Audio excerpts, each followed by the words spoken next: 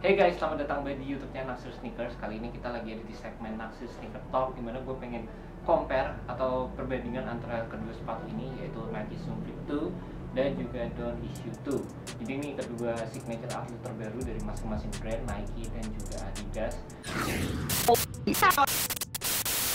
Dan di tahun kemarin gue juga udah sempat bikin perbandingan antara Don't Issue 1 dan juga Nike Zoom Flip 1. Jadi ini menarik banget untuk dibahas karena ya ini dari warnanya juga kelihatan rada-rada sinkron gitu ya. Jadi menurut gue ini bakal jadi perbandingan yang menarik banget, dan mungkin buat kalian bingung untuk membeli antara kedua sepatu ini, semoga bisa terjawab di video kali ini guys.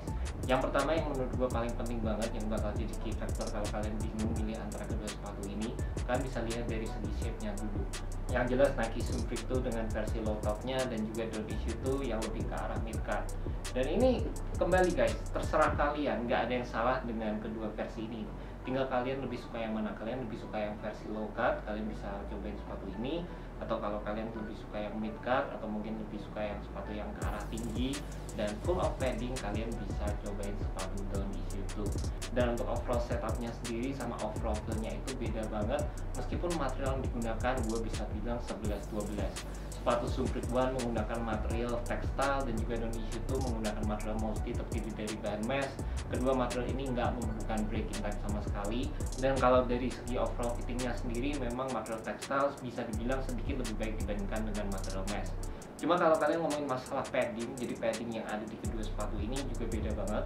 Don't Issue 2 ini punya padding yang bener-bener tebal banget guys.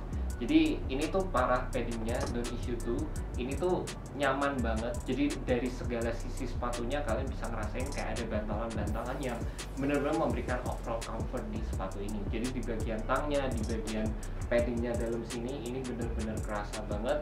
Dan by the way untuk overall sizingnya sendiri di sepatu Don't Issue 2 memang ada sedikit sempit. Jadi pastikan kalian cobain di store atau kalian bisa naik setengah size dari regular size kalian masing-masing. Untuk sepatu Nike Zoom Flip 1 menurut gue sih ini sepatu fit to size. Jadi kalian ya untuk kedua sepatu ini masalah sizingnya sendiri kalian harus adjust dan kalian harus cobain dulu di store, itu lebih baik guys. Dan by the way sizing Nike sama Adidas itu menurut gue juga beda. Jadi kalian tergantung biasanya pakai sepatu apa. Kalau kalian pengen transisi dari satu brand ke brand lainnya, mending coba dulu di store, pasti lebih nyaman guys. Dan untuk lacing sistemnya sendiri, Don't Issue 2 menggunakan kayak wire gitu, typical wire yang udah sering kita temukan di sepatu-sepatu zaman sekarang juga. Cuma memang ini tuh sedikit concerning, jadi buat gue sendiri, gue nggak tahu apakah ini bisa bertahan cukup lama dibandingkan dengan lacing system yang tradisional. Dan untuk sepatu Nike Zoom Flip 2 ini menggunakan lacing system yang tradisional banget.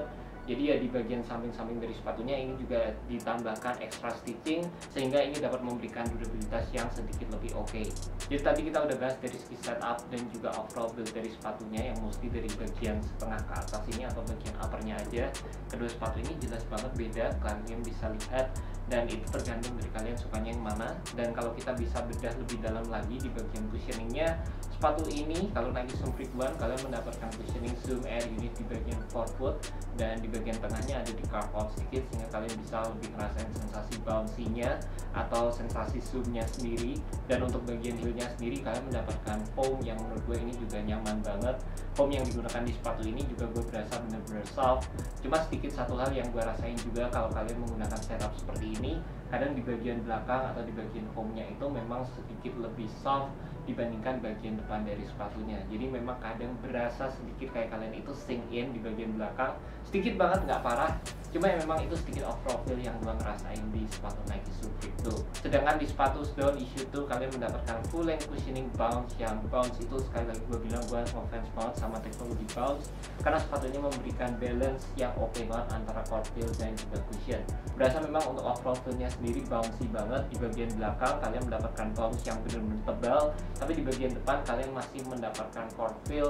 Dan untuk overall cushionnya sendiri memang nggak setebal seperti yang ada di bagian belakang di sepatu ini. Kedua sepatu ini menurut gue punya overall cushioning yang beda juga, jadi sensasi dari zoom dan juga bounce juga beda. Dan kembali lagi tergantung dari kalian masing-masing, kalian lebih suka overall cushion seperti apa. Untuk sepatu Nike Zoom Flip itu menurut gue sih lebih ke arah impact protection ya, jadi nggak se-bouncy kayak sepatu Nike Kyrie 6 atau sepatu kayak Why Not 0.3, tapi lebih ke arah zoom yang gue temuin di Nike PG2 atau kayak di Vibram Soldier Nah, overall feel-nya tuh lebih ke arah sana guys. Jadi nggak terlalu ke arah bouncy-nya, tapi kalian tetap akan mendapatkan impact protection di sepatu Nike Supreme tuh. Untuk bagian traction-nya sendiri, kedua sepatu ini juga punya traction yang menurut gua solid banget. Don't issue tuh dengan pola seperti kayak jaring laba-laba, dan juga untuk sepatu Supreme tuh patternnya kayak gini, circular pattern kayak ban mobil gitu. Juga di bagian belakang ada storytelling pattern yang cukup tebal. Cuma memang kalau kalian mau pakai di lapangan outdoor untuk sepatu Nike Supreme tuh, ini di bagian samping ada nubs yang cukup kecil. Jadi ini menurut gua nggak begitu akan durable kalau kalian gunakan di lapangan outdoor.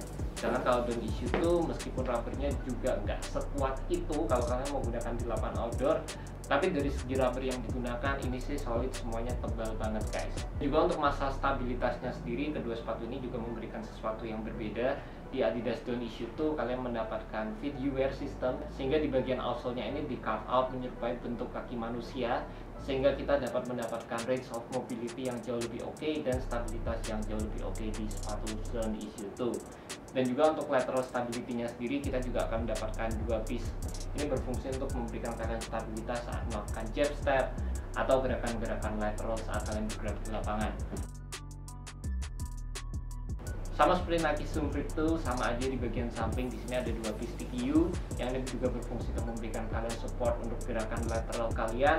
Dan juga di bagian bawah dari sepatunya kalian juga akan mendapatkan decouple outsole ya. Jadi ini dipisah gini outsole-nya di bagian belakang sama di bagian depan. Ini sehingga kalian bisa mendapatkan range of mobility yang lebih oke di bagian forefoot.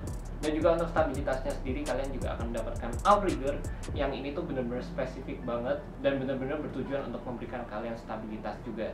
And that's about it guys, comparison antara sepatu Nike Supreme 2 dan juga Don't Issue 2.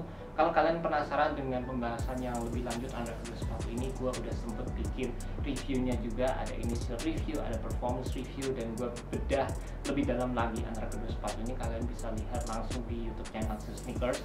And by the way, untuk kedepannya sendiri bakal banyak banget sepatu-sepatu basket yang di review di channel ini. Jadi pastikan kalian subscribe dan nyalain tombol loncengnya juga.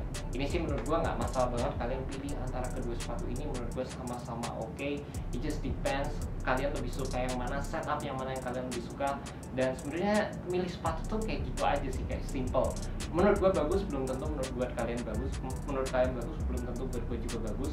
Jadi ya kalian tinggal lihat apa yang kalian butuhin, kalian lebih suka setup yang mana, dan kalian ya tinggal bermain di situ aja. Kalian bisa lihat review gue itu udah selalu bedah di setiap review dari segi material, dari segi fit, dari segi cushion, dari segi traction, dan kalian lihat apa yang kalian butuhin. Kalian lebih sering main di outdoor atau kalian lebih sering main di indoor, atau kalian lebih suka cushionnya empuk atau kalian lebih suka cushion responsif, material mana yang kalian lebih suka, dan it depends on you guys. Jadi bukan karena gue. And that's about it guys, thank you so much buat kalian udah nonton video kali ini. Jangan lupa subscribe, like, dan share video ini ke teman-teman kalian yang cinta stiker seperti gue. Well guys, thank you so much, have a good one.